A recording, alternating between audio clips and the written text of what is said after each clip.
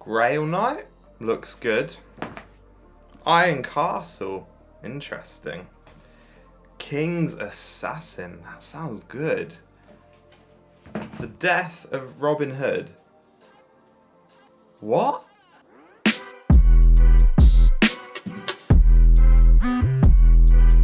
What is good, YouTube? My name is Ash Porter and welcome to my channel. Today we are on the second part of the Outlaw Chronicles. Now, the Outlaw Chronicles is an 8-part series. Wrong, it's actually 9 parts. He released another book last year. All right. 9-part series of historical fiction. Alright, I was wrong. It is actually a 9-part series because apparently Angus Donald released a book last year, which I had no clue about. But it's not actually like a continuation of the series, it's like a prequel or middle of the series. It's technically book 2.3, like he said on Goodreads. I don't know, but I need to go read that as well. Now this is, in my humble opinion, top quality historical fiction. These books follow the legendary, the mythical, the historical maybe figure of Robin Hood. However, what makes these stories really unique is they are told through the eyes of his trusty sidekick and best friend, Alan Dale. He's writing this in old age, you know, looking back on all his times with Robin. It's very well written. It gives you incredible different perspectives because, you know, although really the main character is Robin, it's written through Alan's eyes, and that just opens up the world in a whole different way. Unlike other versions of Robin Hood, maybe the Disneyfication of him and all those other films, books, whatever, Robin Hood in these books, he's not a petty thief. He's not someone who everyone kind of looks up to and idolizes, although people do a little bit. But actually, he is a brutal man. Once an outlaw and now a lord, he is powerful. He makes a lot of mistakes. He does a lot of things wrong, but he is intoxicating. If you're inside his inner circle, he will happily die for you, do anything he can to protect you and help you prosper.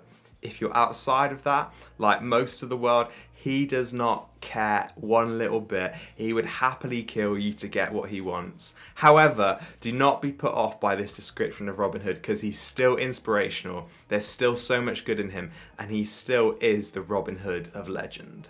Honestly, if I haven't already sold it enough, these books are top quality. Also, a few weeks ago, I did a video covering the first 4 books, but also did a bit more of an intro to the series. So if you want a little bit more detail about whether you should read the series or not, go check that video out. I will put the link just here. But now I'm going to jump into the final 4 books. So from now on, this is going to contain spoilers. This is going to be all about the plot in these books. So if you haven't read them, switch off now. If you have, let's go.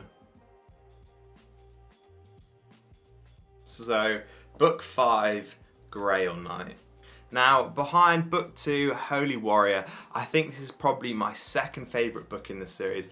You know, just so much stuff happens in this book, and actually it was also probably the book that brought the most emotion out of me as well. So obviously the main bulk of this story, of this book, is about their journey, their pursuit, their adventure after the Holy Grail. Robin's heard about it and he wants it to gain power and wealth. Alan wants it, or has to go after it, because his wife Goody has fallen ill and the power of the Holy Grail could be the only thing to save her. Now this core group of adventurers is really unique because in these books you don't get that. It's much more wider, bigger scale war, bigger scale battles, and a wider group with few main characters, whereas in this book you have that like core group of 8 or 9 of them.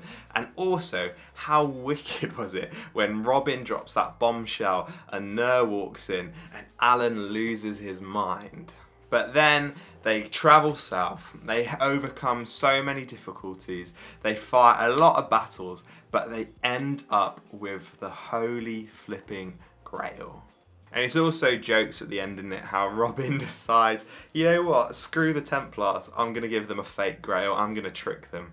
And I mean, that does come back to bite them, but big up Robin for that one. I think the other thing about Grail Knight, which is a madness when you think about it in this series, is obviously you have characters die throughout this whole series. He doesn't hold back, he's very realistic with it, apart from maybe Alan's like plot armor, just a little bit. But In this one, you have so many deaths. You have Little Tuck, which is Little Tuck?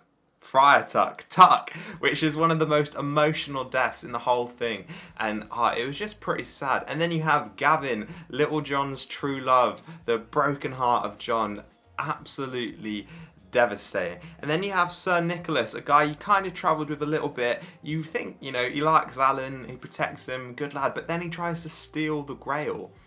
What a loser. Next, you have Ner, after almost like an incredible redemptive storyline with her. She comes back, she helps fight off a load of the Templars in a really badass way, and then ends up obviously dead. And then finally, the Master, that absolute idiot, not nice guy, corruptive, manipulative, evil man. So it was good to see him go. But still, there is one moment and one death which I have not covered because it kind of breaks my heart every time I think about it. It was one of the most maddest moments, and honestly, the first time I read this book about 3 years ago, and this moment happened, it was the first time I've ever read and like audibly gasped in shock at what I'm reading.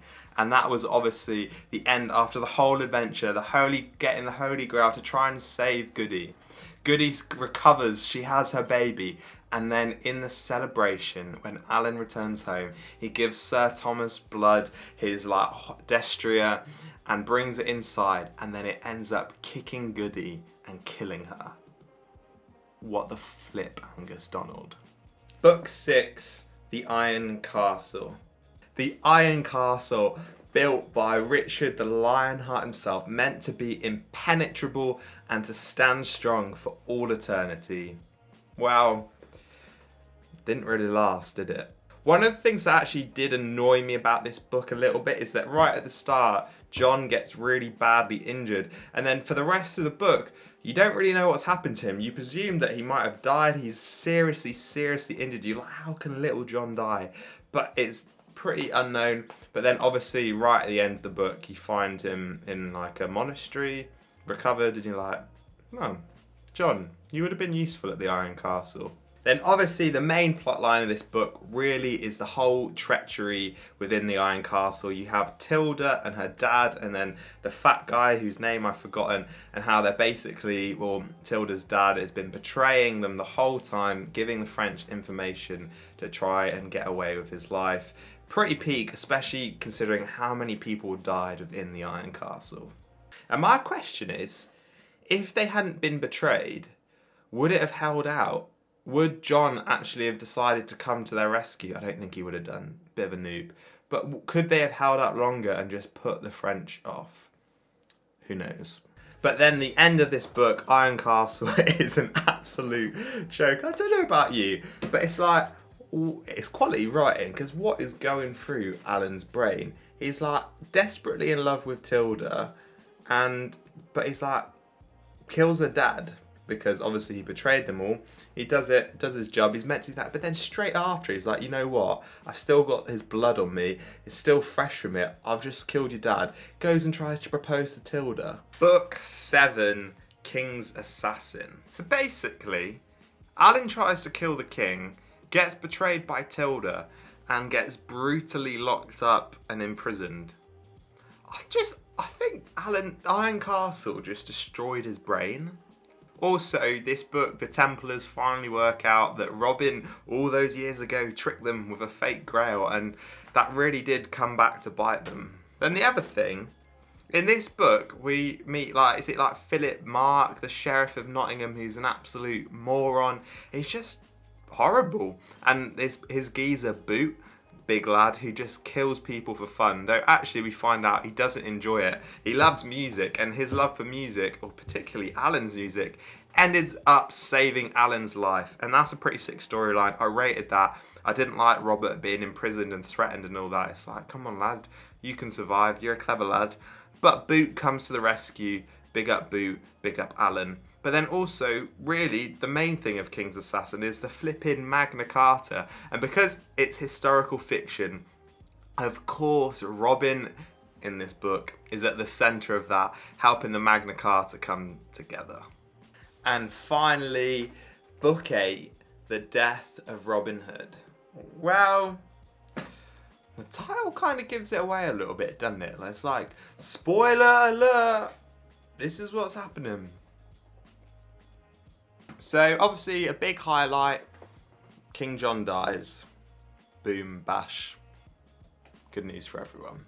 I also quite like a redemptive story arc, and so I love the way Tilda is kind of redeemed in this book, and her and Alan end up getting together, but then obviously it becomes a bit of a horror story where she ends up dying pregnant with her baby. It was pretty peak, let's be honest. And Robin's death, obviously, is incredibly sad in this book as well. You know, you think he's killed by Miles, devastating storyline, and then he somehow flipping survives. What a lad. You're like, yes, Robin Hood. Only to literally minutes later, or not minutes, you know, relatively pages later, be poisoned by Tilda's ex, who kills Tilda as well, unintentionally. Anna, what an absolute loser. However, really, those bits weren't the best bit of this book for me. That was a lot of B's, wasn't it? Best bit of this book. Actually, the character, William Cassingham, he's my favourite character in this series. And you're like, wait, how can a character who's in one of the 8 books be your favourite character? How can Willikin of the World be your favourite character? And well, it's because of the historical truths behind his character. From what I understand and from what is in like the historical bit at the back of the book, he was very much a real person. He was very much a real lord who went a bit rogue, well not rogue, but had to try and do something to stop the French. And he and his band of men and soldiers were a real reason that the French couldn't fully invade England. Like in this book, they just teared up the supply lines from Dover to London and made the French's life so hard. And also, he's just such a badass. Like, there's that scene early on in the book where him and Alan escape from the fortress to try and get the locals away to safety. And suddenly they're being chased by like 10 mounted men or something like that. And Alan's like, what am I going to do? Am I going to die? Do I need to sacrifice myself? Do we just need to run away? And then Cass just kind of stops, put a few arrows in the ground, pulls out his longbow, and within literally a span of 10 seconds has just skewered all of them. Like, that is archery at its best. That is like the Robin Hood character that I pictured growing up. And what's interesting as well is it is acknowledged that the myth of Robin Hood, although it's probably a combination of a few different people, William Cassingham is probably one of those people that influenced this character. What a baller. Cass, Willikin of the World, saviour of England. And then the final moment which should get a shout out is that like final few paragraphs where everyone's going their separate ways and Alan is by himself heading back to Westbury. And it's emotional, man. And then he's feeling sad. I'm feeling sad reading it. And then suddenly, kind of like the force ghosts of everyone who's been in these books appears around him, and it brings a smile to his face and tears to my eyes both times I've read it. Incredible ending, incredibly soppy, but in my opinion, very well done. And there we go. That is it. That is the Outlaw Chronicles. Obviously, now I need to go read book 2.3 and then probably book 2.5 when it comes out. But the original 8 books, absolute quality. My favourite series ever so far in my life. I cannot recommend them more. Anyway, I have been Ash Porter. Thank you so much for watching, and hopefully I'll see you next time.